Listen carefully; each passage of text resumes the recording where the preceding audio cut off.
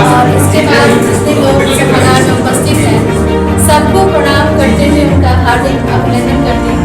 प्रणव प्रकाशन की ही योजना है, इसमें मेरा कुछ भी नहीं है। उन्होंने मुझे चुना, इसके लिए मैं आभार व्यक्त करूंगी शारदा सुमन जी की और राहुल शिवाय जी की। उन्होंने इस बेहतरीन संग्रह के लिए, मैं बेहतरीन इसलिए कहूँगी कि ये जो दौर है वो कितना कृत्रिम है, किस तरह से ये भाग दौड़ वाला है, आपाधापी का है, उसमें प्रेम के लिए प्रेम कहीं न कहीं हाशिए पे जा चुका है। इस मशीनीकरण के दौर में अगर कहीं से प्रेम है और नई पीढ़ी का जो प्रेम है, ये जो नई पीढ़ी किस तरह से प्रेम तो हालांकि शाश्वत है, हर पीढ़ी में हर इमोशन एक ही जैसा होता है कि प्रेम जो है वो सिर्फ पति पत्नी या फिर प्रेमी और प्रेमिका का है, माता पिता का भी है, भाई बहन का भी है, दोस्त का भी है। इसके काफी व्यापक रूप में हम इस प्रेम को देखते हैं। आज का सम्मान समारोह में शामिल हुए, क्या कुछ कहेंगे? गजल का जाना पहचाना नाम और आज उनके संपादन में हमने है इश्क मस्ताना गजल संकलन आया है, जिसमें प्रेम इश्क मोहब्बत पर केंद्रित गजलों को संकलित किया गया है और उसमें 100 से ज़्यादा गजलकार सम्मिलित हैं। आज हम भागम भाग और अस्त व्यस्तताओं के बीच मूल से कट रहे, संवेदना से कट रहे, प्रेम से कट रहे हैं और प्रेम बार बार परिभाषित होने के बाद भी आज भी उसकी परिभाषा बनाई जा रही है, आज भी उसकी परिभाषा तय की जा रही है। प्रेम को अपने अपने ढंग से कवियों ने, रचनाकारों ने, सूफियों ने, संतों ने, हर व्यक्ति ने महसूस किया है। इसमें गजल के माध्यम से इश्क को केंद्र में रखकर बात की गई है। बहुत ही सुंदर खूबसूरत संग्रह श्वेत वर्णा प्रकाशन से आया है। डॉक्टर भावना और श्वेत वर्णा प्रकाशन को बहुत बधाई जी। आज आपके द्वारा लिखा हुआ पुस्तक का विमोचन हुआ है, क्या कुछ कहेंगे?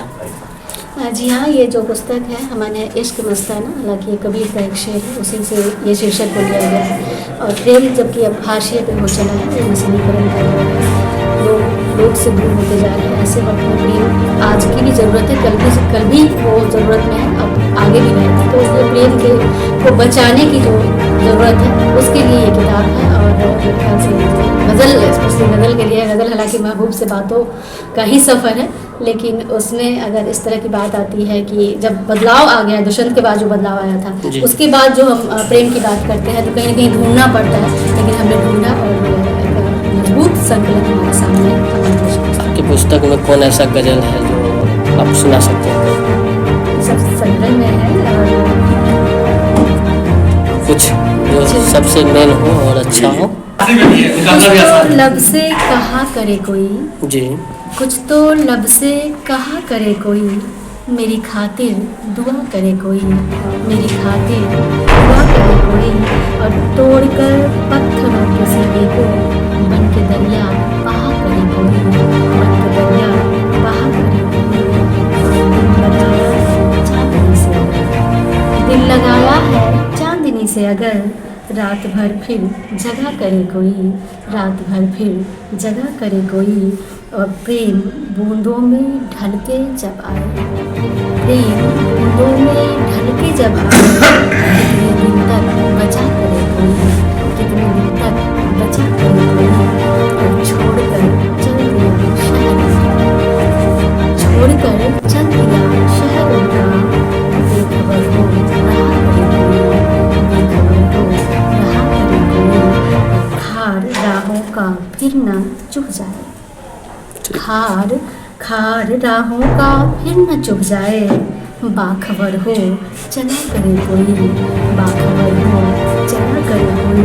और इसका अंतिम शेर है, उम्र भर हम किया करे सजदा, उम्र भर हम किया करे सजदा, यूं खुलकर हंसा करे कोई। अच्छा, इस पुस्तक से और ये इससे क्या कुछ संदेश जा रहा है कवि के बीच? कवि के बीच यह संदेश जा रहा है कि आप अपने अंदर की मनुष्यता को बचा के रखें। प्रेम को आप सिरे से खारिज नहीं कर सकते। प्रेम हमेशा से मनुष्यों को जरूरत है। यह प्रेम बहुत इसे छोटा रूप में ना देखें, ये सिर्फ पति पत्नी और प्रेयसी का प्रेम के लिए नहीं है, पूरे ब्रह्मांड पूरे विश्व की बात है। हाँ, सभी लोग खुश रहें, सुधा कुटुंबकम की भावना से प्रेम करें। तो ये एक अच्छी बात है। लोग मनुष्यता को बचाने की बात है। क्या परिचय हुआ? डॉक्टर भावना।